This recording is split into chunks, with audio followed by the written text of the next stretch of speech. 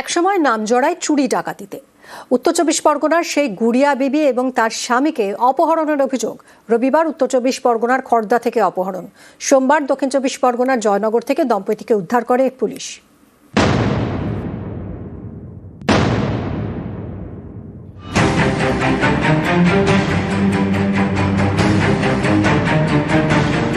উত্তর চব্বিশ পরগনার খড়দা, এখানকার রহড়ার বন্দিপুরের বাসিন্দা মোহাম্মদ রাজু এবং গুড়িয়া বিবি, স্বামী স্ত্রী, পেশায় দিনমজুর। অভিযোগ, রবিবার রাতে পুলিশ পরিচয় দিয়ে বাড়ি থেকে তাদের অপহরণ করা হয়। মুক্তিপণ হিসেবে চাওয়া হয় 1 কোটি টাকা এবং সোনার গয়না। সোমবার রাতে দক্ষিণ চব্বিশ পরগনা জয়নগর স্টেশন থেকে দম্পতিকে উদ্ধার করে রহড়া থানার পুলিশ। আমাদের সুন্দরবন নদীর ভেতরে লঞ্চের ভেতরে রেখেছে। বারবার বলছে তোর বাড়ি থেকে টাকা চাই, তাহলে তোদেরকে ছাড়বো। তাই আমি কোথায় পাবো? মুখটা আমাদেরকে দেখায়নি, এত ঢেকেই রাখছিল, সব খুব মেরেছে। অপহৃত মহিলার দাবি, রবিবার রাত 12টা নাগাদ পুলিশ পরিচয় দিয়ে তাদের বাড়িতে ঢোকেন 4 জন। জিজ্ঞাসাবাদের জন্য হাত বেঁধে তাকে এবং তার স্বামীকে গাড়িতে তুলে নিয়ে যায়।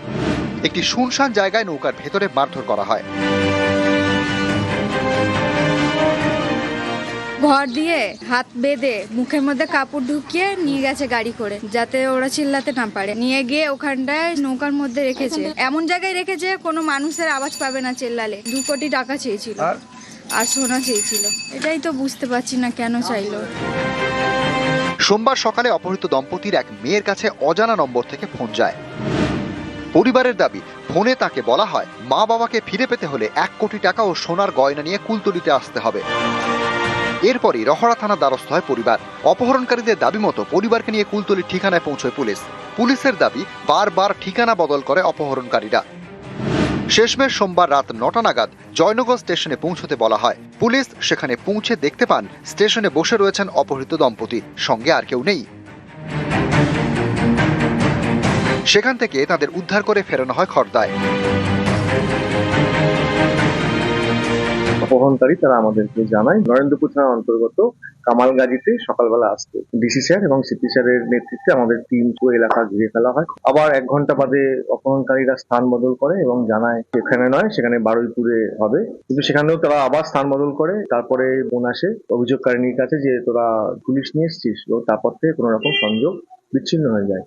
এরপর আমরা অন্যান্য সূত্র মারফত আমরা খবর পাই টিমকে এবং তার হাজবেন্ডকে ছেড়ে দেয়। তাদেরকে ছেড়ে দেওয়ার পর আমরা বিভিন্ন জায়গা থেকে সূত্র মারফত খবর পাই যে তারা জয়নগরের দিকে গেছে। জয়নগর স্টেশন থেকে আমরা বিভিন্ন রকম এদেরকে উদ্ধার।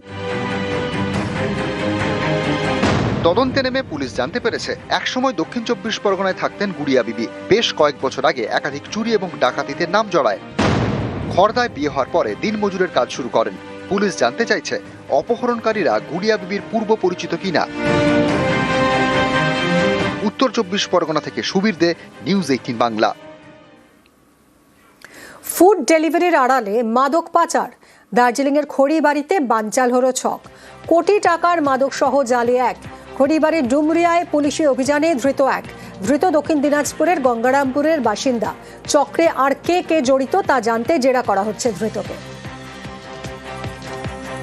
সুগা ধরা পড়ছে, বিরাট শুরু উপদ্রব বাড়ে যাচ্ছে আমাদের এলাকায়। আনুমানিক 1 কিলোগ্রাম।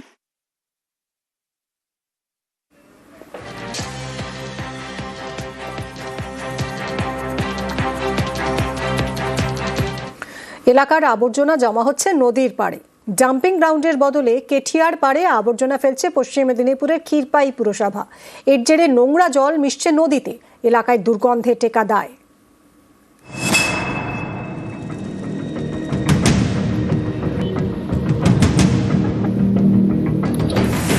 ডাম্পিং গ্রাউন্ড নয়, এটা নদীর পাড়। বাড়ি বাড়ি গিয়ে আবর্জনা সংগ্রহ করে পুরসভা। সেই সব নোংরা ফেলা হয় এই নদীর পাড়ে, সেচ দপ্তরের জমিতে। তো দুর্গন্ধ, সকাল সন্ধ্যা এসে ফেলে দিয়ে যাচ্ছে, মানা করছি তাও শুনছে না। এখানে টিকা তো মুশকিল হয়ে যাচ্ছে। পৌরসভা থেকে ফেলে দিয়ে যাচ্ছে, 2-1 বার মানা করেছি তাও শুনছে না। এই তো বারবার এখানে এমন কেচরা ফেলছে, দুর্গন্ধ এত। পশ্চিম মেদিনীপুরের চন্দ্রকোনা, এখানে 10টি ওয়ার্ড নিয়ে তৃণমূল পরিচালিত ক্ষীরপাই পুরসভা। এই ক্ষীরপাই দিয়ে বয়ে গিয়েছে কেঠিয়া নদী। অভিযোগ, 1 বছর ধরে এলাকার আবর্জনা ফেলা হচ্ছে এই নদীর পাড়ে। দূষিত হচ্ছে নদী, দুর্গন্ধে এলাকায় টেকা দায়। নদীতে ভেসে যাচ্ছে, নদীর জলটাকে খারাপ করছে। এই জলটা আপনারা ব্যবহার করেন? জলটা অবশ্যই ব্যবহার করতে হয়, চান করা থেকে খাওয়া দাওয়াটা হয়নি, চান করা টান করা সবই করতে হয়। জলটা নদীর জল দূষণ হচ্ছে? হ্যাঁ, দূষণ হচ্ছে। গন্ধ মানে বলা যাবে না, মানুষের খাওয়া দাওয়া এটোপাত থেকে আরম্ভ করে যাবতীয় সামনেই তো একটা শ্মশান চুল্লি আছে। চুল্লি আছে, একটা ঠাকুর মন্দির আছে, তার সামনে এই নোংরা। সব আবর্জনা কি এখানে পড়ে? হ্যাঁ, এখানেই পড়ছে এখন। হ্যাঁ, আপাতত এখানেই পড়ছে। কতদিন? অনেক দিন ধরে তো। না, অনেক দিন ওখানে বাগানো হচ্ছে, বাগানটা এখনো শেষ হয়নি। ওটা বাগানো হয়ে গেলে তারপরে আবার ওখানেই ফেলা হবে। ওখানেই ফেলা হবে? হ্যাঁ, অফিস থেকে একটা জায়গা কিনেছি আর কি, সেই জায়গাটার মধ্যে কাজ হচ্ছে। এখন তো এই নদীর জলেও ভেসে চলে যাচ্ছে আবর্জনা। ক্ষীরপাই পুরসভার আবর্জনা আগে অন্যত্র ফেলা হতো। পুরসভার দাবি সেই ডাম্পিং গ্রাউন্ড সংস্কারের কাজ চলছে, কিন্তু তাই বলে নদী পাড়ে কেন জঞ্জাল ফেলা হবে প্রশ্ন অনেকেরই। আমি এই সবেমাত্র দায়িত্ব নিয়েছি, বিষয়টা আমি শুনলাম আপনাদের কাছে, আমি এরপর যথাযথ ব্যবস্থা নেব। পশ্চিম মেদিনীপুর থেকে সুকান্ত চক্রবর্তী, নিউজ 18 বাংলা। শীতের ছুটিতে এক ছুটে দীঘায় লক্ষ পর্যটকের ভিড় হবে বলে আশা। ভিড় সামলাতে তাই আগেভাগেই সতর্ক প্রশাসন। হোটেল মালিক ব্যবসায়ীদের সঙ্গে বৈঠকে জেলা শাসক, পুলিশ সুপার, বিধায়ক। বাড়তি ভাড়া না নেওয়ার কড়া নির্দেশ দেওয়া হয়েছে। হোটেলে রুমের রেড চার্ট টাঙানোর নির্দেশ। রেস্তোরাঁয় খাবারের মান বজায়েরও নির্দেশ দেওয়া হয়েছে। যানজট এড়াতে বাড়তি নজরদারি, পার্কিং, সৈকত শহর পরিচ্ছন্ন রাখারও বার্তা।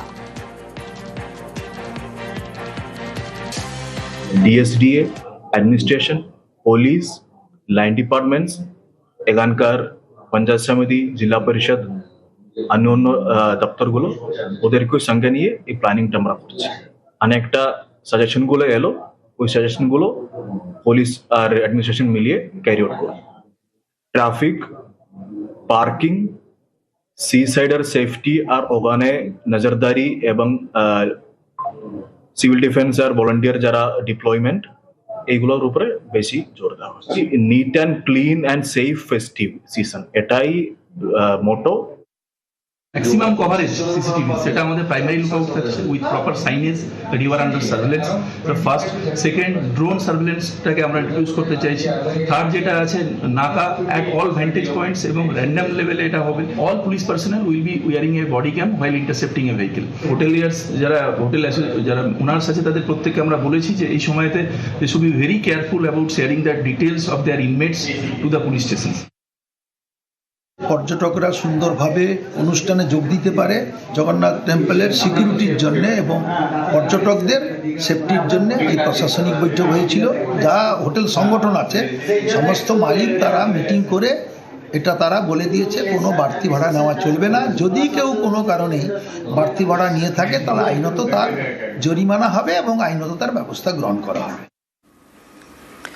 আপাতত দক্ষিণবঙ্গে যাকে শীত নয়। আজ কলকাতা সর্বনিম্ন তাপমাত্রা 15.2 ডিগ্রি সেলসিয়াস। আগামী 5 থেকে 7 দিন পারদের ওঠা পড়ার সম্ভাবনা কম। পশ্চিমে জেলায় 12 থেকে 14 ডিগ্রিতে পারদ, উপকূলের জেলায় 14 থেকে 17 ডিগ্রি সেলসিয়াস। উত্তরবঙ্গে জাঁকিয়ে শীত। দার্জিলিংয়ের পারদ 5 ডিগ্রি ঘরে, পার্বত্য এলাকায় কুয়াশার দাপট।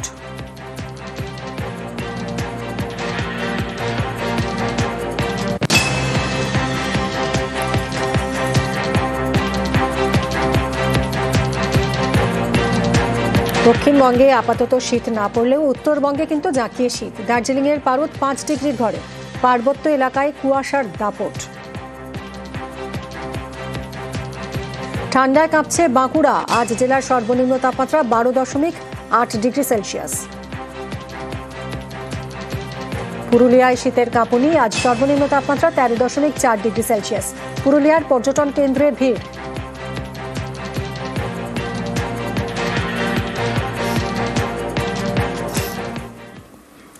জলপাইগুড়িতে ফের খাঁচাবন্দি চিতাবাঘ। শিকারপুর চা বাগানে খাঁচাবন্দি চিতাবাঘ। 5 ডিসেম্বর থেকে চিতাবাঘের আনাগোনায় আতঙ্ক ছড়ায়। 10 দিনে 5টি গবাদি পশু শিকার। রবিবার বাগানে খাঁচা পাতে বন দফতর। বৈকুণ্ঠপুর জঙ্গলে ছাড়া হয়েছে পুরুষ চিতাবাঘটিকে।